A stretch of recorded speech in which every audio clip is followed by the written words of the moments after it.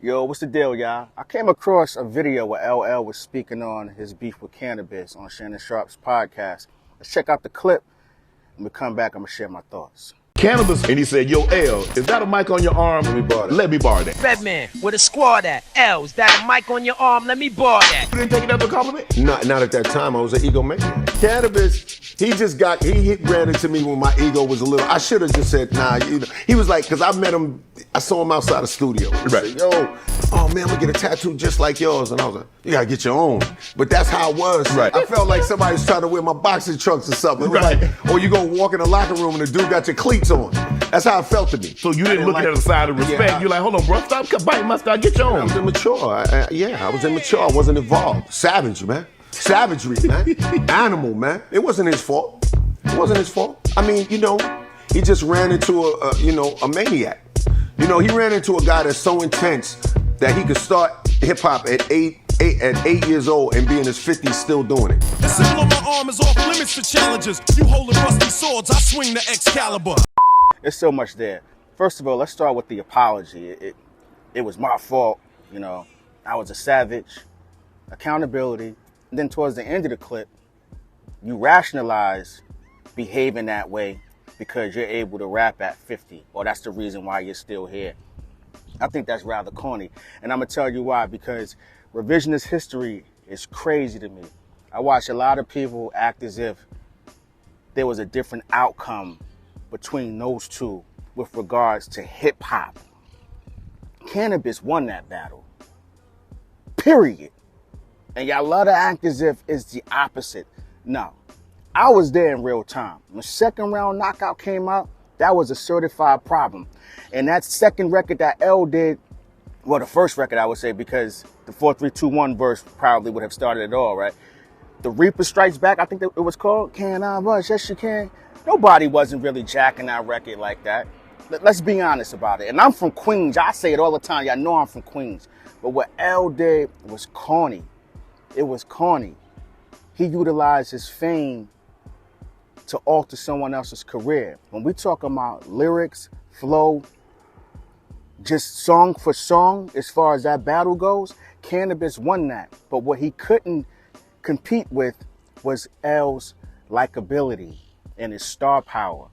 I remember when the Reaper Strikes Back, and I was listening to the radio, and how Flex was just dropping bombs on this record back to back. And I'm like, yo, why are they? And I was a young boy at the time. Why are they pushing this as if this is the greatest diss record ever? Because LL had the influence, and his influence derailed someone else's career. Now, Canibus had his own missteps. Debut album allowing Wyclef and Jerry Wonder, who are exceptional producers at what they do, to produce the album, but it just didn't work out. That chemistry wasn't there. But to be so cocky and arrogant and act as if he, LL, won that battle unanimously is nasty work to me. Because it shouldn't even have been a battle.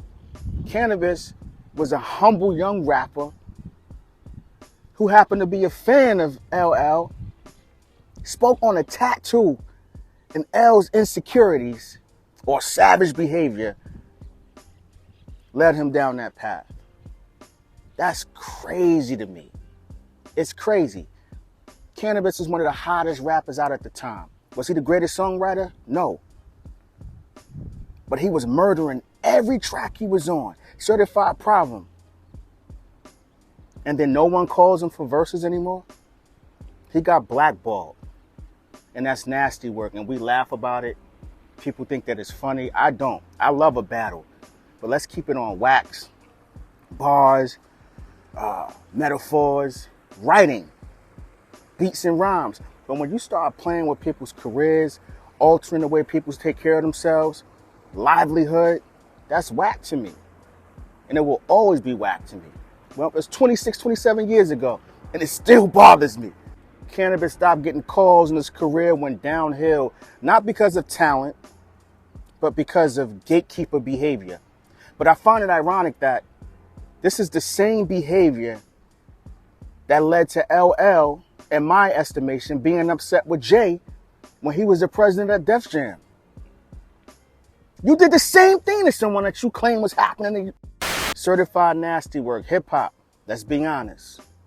Let's be honest. Let me know in the comment section who won that battle. Let's just talk about the battle.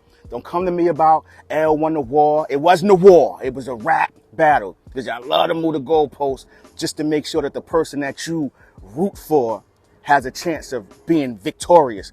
It was a rap battle.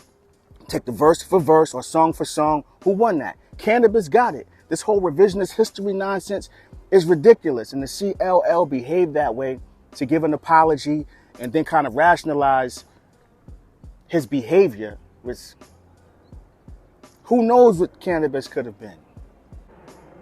Having that friction with L did not help his career at all.